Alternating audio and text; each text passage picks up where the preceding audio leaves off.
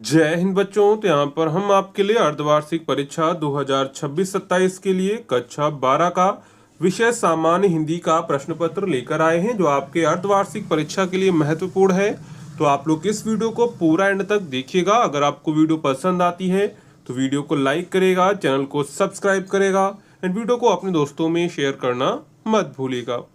तो चलिए एक एक करके यहाँ पर हम लोग सभी क्वेश्चंस को डिस्कस करेंगे जो आपके एग्जाम के लिए इम्पोर्टेंट हैं। तो सबसे पहला यहाँ पर आपका खंड का आता है, जिसमें आपको ऑब्जेक्टिव यानी कि बहुविकल्पीय प्रश्न देखने को मिलते हैं। जिसमें आपका सबसे पहला प्रश्न है, इंस्पेक्टर माता दीन चांद पर के लेखक हैं? हरिशंकर परसाई, रामचंद्र शुक्ल, श्याम सुंदर दास, महादेवी वर्मा। तो यहाँ पर राइट आंसर क्या हो जाएगा? तो यहाँ पर आपका राइट आंसर हो जाएगा हरिशंकर परसाई, यानी कि ऑप्शन ए आपका करेक्ट हो जाएगा। ठीक है। इसके बाद नेक्स्ट है आपका 84 वैष्णवों की वार्ता के रचयिता हैं? विठलनाथ, गोपीनाथ, नाभादास, चतुर्भुज दास। तो यहाँ पर राइट आंसर क्या हो जाएगा? राइट आंसर हो जाएगा विठलनाथ, यानी कि ऑप्शन ए आपका यहाँ पर करेक्ट हो जाएगा। ठीक है।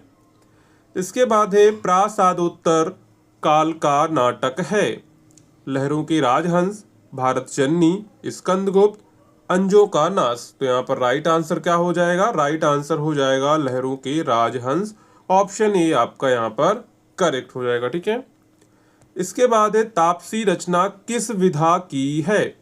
कहानी है, उपन्यास है, नाटक है, निबंध है। तो यहाँ पर राइट आंसर क्या हो जाएगा? राइट आंसर हो जाएगा उपन्यास, यानी कि ऑप्शन बी आपका यहाँ पर करेक्ट हो जाएगा। ठीक है। इसके बाद है हिंदी कहानी एक नई दिशा की ओर मुड़ी? सन 1900 में, सन 1920 में, सन 1910 में, सन 1935 में। तो यहाँ पर राइट आंसर क्या हो जाएगा? सन 1920 में, यानी कि ऑप्शन बी आपका यहाँ पर करेक्ट हो जाएगा। ठीक है। इसके बाद है निम्नलिखित प्रश्नों में से सही उत्तर चुनकर लिखिए। आपका पहला प्रश्न है, दिनकर को ज्ञानपीठ पुरस्कार कब मिला था? 1970 में, 1971 में, 1972 में, 1974 में। तो यहाँ पर राइट आंसर हो जाएगा 1972 में, यानी कि ऑप्शन सी आपका यहाँ पर करेक्ट हो जाएगा। ठीक है। इसके बाद है छायावाद की मुख्य विशेषता है? प्रकृति का मानवीकरण, यथार्थ चित्रण, युद्ध का वर्णन, भक्ति की प्रधानता। तो यहाँ पर राइट आंसर क्या हो जाएगा? राइट आंसर हो जाएगा प्रकृति का मानवीकरण, यानी कि ऑप्शन ए आपका यहाँ पर करेक्ट हो जाएगा। ठीक है। इसके बाद है चिदम्बरा पर ज्ञानपीठ पुरस्कार प्राप्त हुआ? मैथिली शरण गुप्त को, सुमित्रानंदन पंत को, अयोध्या सिंह उपाध्याय हरिऔध को, रामधारी सिंह दिनकर को। तो यहाँ पर राइट आंसर क्या हो जाएगा? राइट आंसर हो जाएगा सुमित्रानंदन पंत, यानी कि ऑप्शन बी आपका यहाँ पर करेक्ट हो जाएगा। ठीक है। इसके बाद है रस पंचाध्यायी के कवि हैं? तो रस पंचाध्यायी के कवि कौन है? नंददास है, यानी कि ऑप्शन बी आपका यहाँ पर करेक्ट हो जाएगा। ठीक है। इसके बाद है कामायनी के रचयिता हैं? तो कामायनी के रचयिता कौन है? कामायनी के रचयिता हैं जयशंकर प्रसाद। कौन है? जयशंकर प्रसाद हैं, यानी कि ऑप्शन डी आपका यहाँ पर करेक्ट हो जाएगा। ठीक है।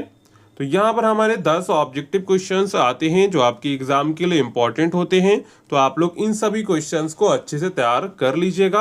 अगर आपने अभी तक वीडियो को लाइक नहीं किया है तो वीडियो को लाइक कर दीजिए, साथ में चैनल को भी सब्सक्राइब आप लोग कर लीजिए। ठीक है। इसके बाद आपका तीसरा प्रश्न है, निम्नलिखित गद्यांश पर आधारित प्रश्नों के उत्तर दीजिए। यानी यहाँ पर आपको एक गद्यांश दिया जाएगा, उस पूरे गद्यांश को आपको पढ़ना होगा। इसके बाद आपको गद्यांश पर आधारित प्रश्नों के उत्तर देने होंगे। ठीक है। जिसमें आपका सबसे महत्वपूर्ण प्रश्न होता है, उपर्युक्त गद्यांश के पाठ और लेखक का नाम बताइए। ठीक है। तो यहाँ पर देखिए पाठ का नाम क्या है? पाठ का नाम यहाँ पर आपका हो जाएगा राष्ट्र का स्वरूप। क्या हो जाएगा? राष्ट्र का स्वरूप हो जाएगा। ठीक है। पाठ का नाम क्या हो जाएगा? राष्ट्र का स्वरूप हो जाएगा। और इसके लेखक कौन है? इसके लेखक हैं वासुदेव शरण अग्रवाल। कौन है? वासुदेव शरण अग्रवाल। ठीक है। अब यहाँ पर देखिए आपसे पूछा रेखांकित अंश की व्याख्या करनी, ये आप कर लेंगे। ध्येय और प्रफुल्ल शब्दों के अर्थ लिखिए। तो ध्येय का मतलब होता है उद्देश्य, और यहाँ पर जो है प्रफुल्ल का अर्थ होता है प्रसन्नता। ठीक है। इसके बाद है मातृभूमि की समृद्धि किस प्रकार संभव है, लेखक का ध्येय क्या है। तो इन सभी प्रश्नों के उत्तर आपको इसी पैराग्राफ में मिल जाएंगे। इसको आप लोग अच्छे से समझेंगे तो आप लोग सभी प्रश्नों के उत्तर अच्छे से कर पाएंगे। ठीक है। इसके बाद आपका 8वां प्रश्न है, मानवता के आंगन में समर्पण और प्राप्ति का अद्भुत सौंदर्य दिखाई देता है। मान लीजिए आपको ऊपर वाला गद्यांश नहीं आता है तो आप अथवा में दूसरा वाला कर सकते हैं।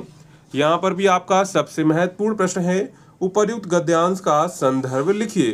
तो यहाँ पर पाठ का नाम क्या हो जाएगा, तो यहाँ पर आपके पाठ का नाम हो जाएगा रॉबर्ट नर्सिंग होम। क्या हो जाएगा, रॉबर्ट नर्सिंग होम जो है आपके पाठ का नाम हो जाएगा। और इसके लेखक हो जाएंगे कन्हैया लाल मिश्र प्रभाकर। कौन हो जाएंगे, कन्हैया लाल मिश्र प्रभाकर हो जाएंगे। ठीक है। इसके बाद आपको नीचे दिए गए प्रश्नों के उत्तर कर लेने, रेखांकन की आपको व्याख्या करनी है और इसके नीचे दिए गए प्रश्नों के उत्तर आपको करने होंगे। ठीक है। तो इसी तरह आपका पैरा आएगा, उसको आपको समझना होगा। इसके बाद आपको प्रश्नों के उत्तर करने होंगे। इसके बाद आपका अगला प्रश्न है, निम्नलिखित पद्यांश पर आधारित प्रश्नों के उत्तर दीजिए। तो यहाँ पर देखिए आपके पदखंड से कुछ लाइनें दी जाएंगी, उसको आपको पढ़ना होगा, समझना होगा और आपको पता होना चाहिए कि आपके किस पाठ से ली गई हैं। ठीक है। तो यहाँ पर देखिए सबसे महत्वपूर्ण आपका प्रश्न होता है, उपर्युक्त पद्यांश के शीर्षक और कवि का नाम यहाँ पर आपको लिखना है। तो शीर्षक का नाम यहाँ पर हो जाएगा पवन दूतिका। क्या हो जाएगा, पवन दूतिका हो जाएगा। और इसके जो कवि हो जाएंगे वो हो जाएंगे अयोध्या सिंह उपाध्याय हरिऔध। कौन हो जाएंगे, अयोध्या सिंह उपाध्याय हरिऔध हो जाएंगे। ठीक है। तो ये इसका आपका राइट आंसर हो जाएगा। ठीक है। इसके बाद आपको नीचे दिए गए प्रश्नों के उत्तर कर लेने। ठीक है। अथवा मैं आपको दूसरा देके, मान लीजिए आपको ऊपर वाला नहीं आता है तो आप नीचे वाला कर सकते हैं।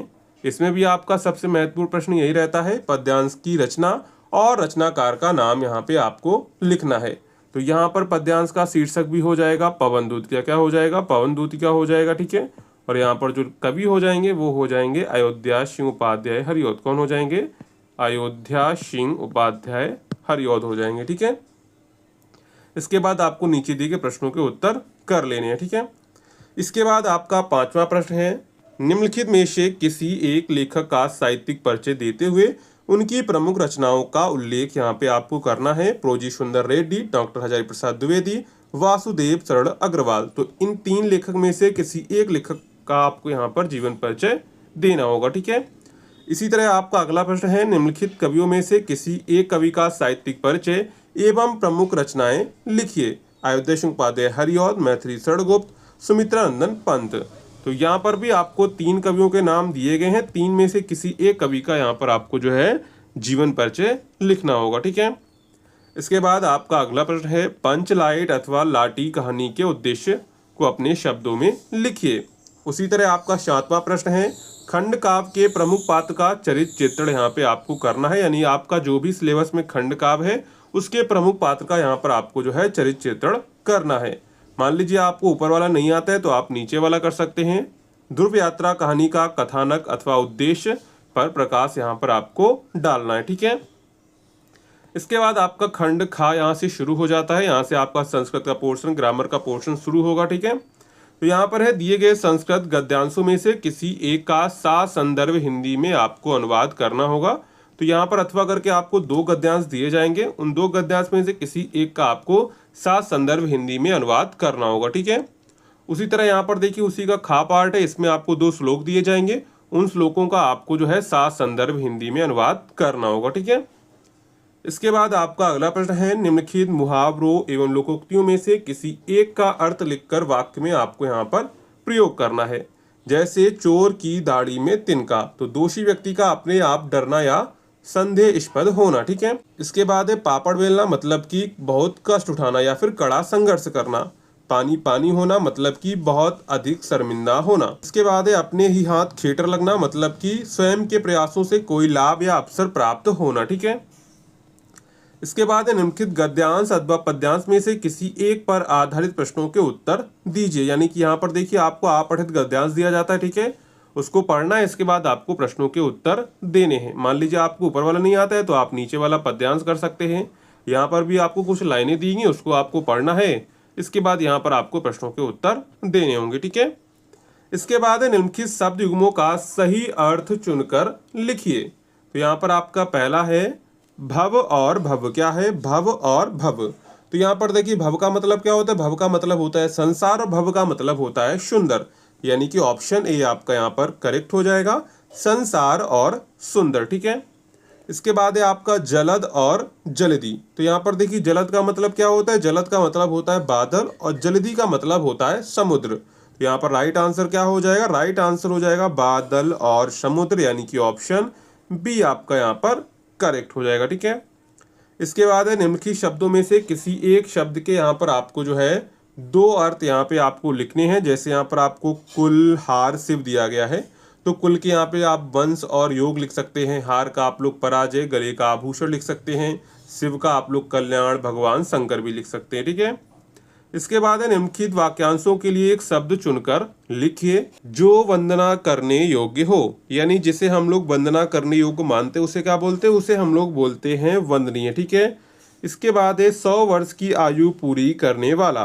तो 100 वर्ष की आयु पूरे करने वाला कहलाता है शतायु। क्या कहलाता है, शतायु कहलाता है, यानी कि ऑप्शन सी आपका यहाँ पर करेक्ट हो जाएगा। ठीक है, इसके बाद है निम्नलिखित में से किन्हीं दो वाक्यों को आपको शुद्ध करके लिखना होगा। ठीक है, इसके बाद आपका अगला प्रश्न है वीर अथवा करुण रस की परिभाषा साउदाहरण आपको लिखनी है। रूपक अथवा उपमा अलंकार की परिभाषा देते हुए एक उदाहरण लिखिए। इसके बाद है चौपाई अथवा कुंडलिया छंद की परिभाषा उदाहरण सहित लिखिए। तो यहाँ पर दोनों में से आपको कोई एक एक यहाँ पे करना होगा। ठीक है, तो ये सभी डेफिनेशंस आपकी एग्जाम के लिए इंपॉर्टेंट है, ये कंफर्मेशन ही आती हैं, तो इनको आप लोग अच्छे से तैयार कर लीजिएगा। ठीक है, इसके बाद आपका अगला प्रश्न है किसी महाविद्यालय में लिपिक के रिक्त पद पर अपनी नियुक्ति हेतु प्रबंधक को एक आवेदन पत्र लिखिए, अथवा अपने क्षेत्र में प्रदूषण से उत्पन्न स्थिति का वर्णन करते हुए किसी दैनिक समाचार पत्र के संपादक को एक पत्र लिखिए। तो इन दोनों में से आपको कोई एक यहाँ पे करना होगा। ठीक है, इसके बाद आपका अगला प्रश्न है निम्नलिखित विषयों में से किसी एक विषय पर अपनी भाषा शैली में निबंध लिखिए। मेरा प्रिय कवि, मानव जीवन में योग शिक्षा का महत्व, भारतीय किसानों की समस्या एवं समाधान, विद्यार्थी जीवन में अनुशासन का महत्व। तो यहाँ पर आपको 4 टॉपिक्स दिए गए हैं, इन 4 टॉपिक्स में से किसी एक टॉपिक पर यहाँ पर आपको जो है निबंध लिखना होगा। ठीक है, तो ये पूरा आपका जो है क्लास 12 का सामान्य हिंदी यानी कि जनरल हिंदी का हाफ ईयरली एग्जाम का क्वेश्चन पेपर हो जाता है।